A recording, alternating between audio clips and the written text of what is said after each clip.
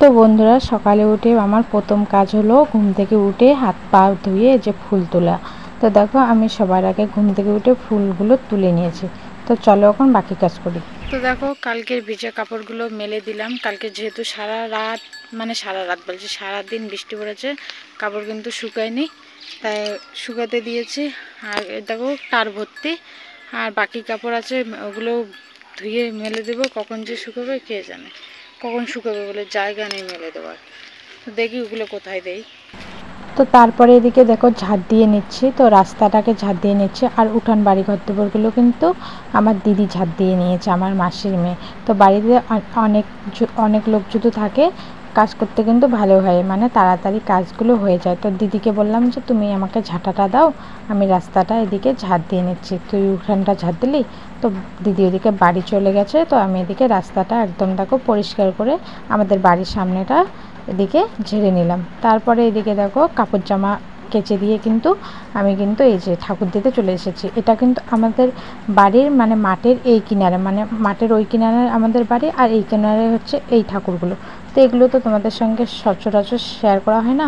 তো আমার যে দিদির মেয়ে আছে আর দাদার মেয়ে আছে, ওরা আমার সঙ্গে এসেছে, তাই ভাবলাম যে চলো তোমাদের সঙ্গে শেয়ার করি। বাড়ির ঠাকুর দিয়ে কিন্তু এখানে পুজো দিতে আসি। তারপরে এদিকে দেখো জল নিতে চলে আসলাম।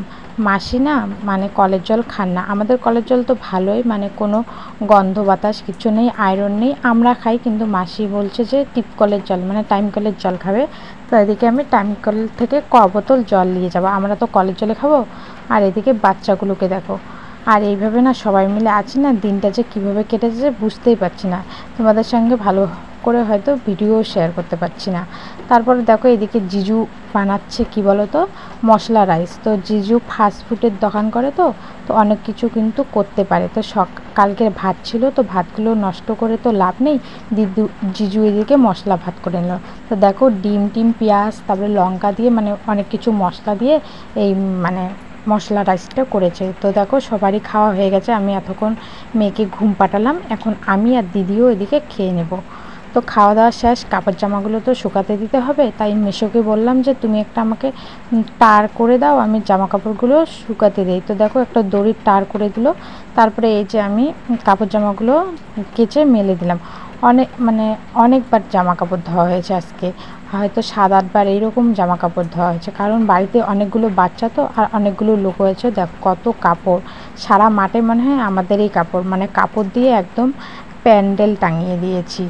তারপরে এই যে 10:30 বাজে মেয়েকে স্কুল পাঠিয়ে দিলাম। বাড়িতে থাকলে না কান্না করে, মানে অনেক কিছু, মানে কি জানোই তো বাচ্চা মানুষ বুঝে না, তো ওদেরকে যেহেতু ভালো করে সময় দিতে পারছি না, তার জন্য এই যে আমার মানে দাদার মেয়ে দুটো আছে ভাস্তি, ওদের সঙ্গে স্কুলে পাঠিয়ে দিলাম। আর ও স্কুল যেতে খুব ভালোবাসে। তারপরে এদিকে চলে আসলাম সবজি কাটতে। মাসি ওদিকে ভাত বসিয়ে দিয়েছে, ভাত ডাল। তো আমি এদিকে মাসিকে টুকটুক করে সবজি কেটে দিচ্ছি। তারপরে আমার মাও মানে বসে থাকে, মাও কিন্তু আমাকে হোক মাসিকে হোক সবাইকে কিন্তু টুকটুক করে এদিকে সবজি কেটে দেয়। তো আমি এদিকে কী করি, বসেই আছি, তো সবজিগুলো কেটে দিচ্ছি। তো বন্ধুরা দেখো, আমি আর আমার ভাস্তি মিলে যাচ্ছি শাক নিয়ে আসতে। তো মাসি বলে শাক খাবে, তো কালকেও শাক রান্না হয়েছে, আজকেও হবে। শাক খেতে ভালোবাসি আমরা সবাই, তো শাক নিয়ে আসতে যাচ্ছি। তো চলো, একটা বমার বাড়িতে শাক আছে, ওইখান থেকে নিয়ে আসবো। তো চলো তোমাদের সঙ্গে শেয়ার করছি।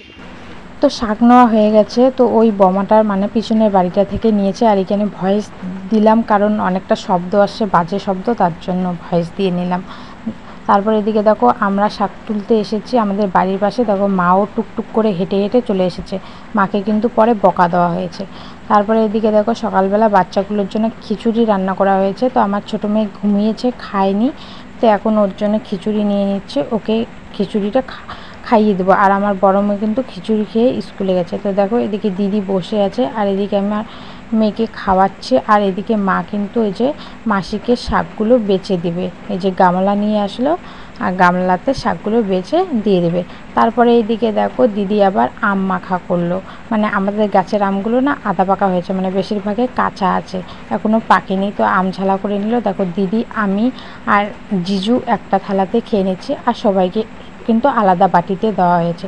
তো আমরা ভাবলাম যে না, আমরা তিনজনে একসঙ্গে খাই। তারপরে কিন্তু জিজুকে আবার রান্না করতে লেগে মানে লেগে পড়েছে। দেখো এদিকে মাটন নিয়ে এসেছে, তো মাটনটাই রান্না করে। জিজু কিন্তু দারুণ রান্না করে। আমার জিজুর যদি রান্না খেতে চাও তাহলে অবশ্যই এসো। তো সবাই বললো যে জিজুই রান্না করুক, জিজু যেহেতু ভালো রান্না করে।